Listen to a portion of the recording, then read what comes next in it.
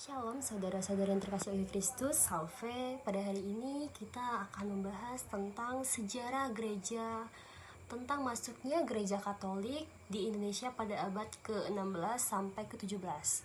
Nah teman-teman, sejarah gereja ini sangat penting kita pelajari karena kita wajib mengetahui bagaimana sejarahnya gereja Katolik, agama Katolik masuk Indonesia.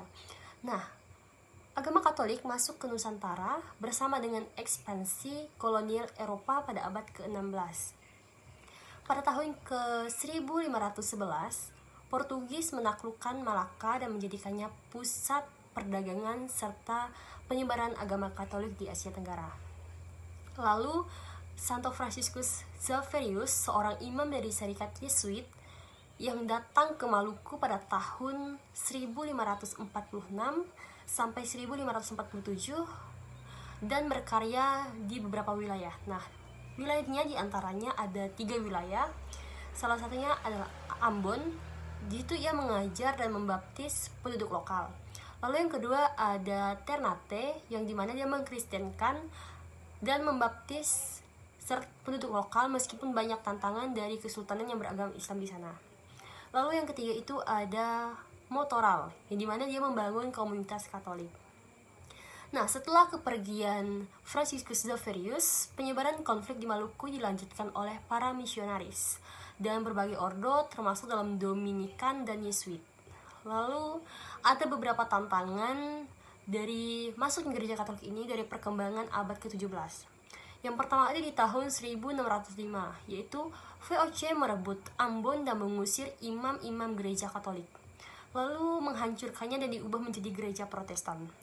Lalu pada tahun 1613, Belanda menguasai Solor dan mendesak umat Katolik untuk beralih ke Protestan. Lalu ke tahun 1641, Malaka jatuh ke tangan Belanda. Nah, bertahannya wilayah gereja Katolik ini tentunya ada di beberapa tempat. Yang pertama di Laratuka, di Flores Timur, di mana di situ tempat pusat Katolik tertua di Indonesia. Lalu di Timor dan Sumba, dan terakhir itu di Maluku Tenggara, tepatnya di Kepulauan Kei dan Tanimbar.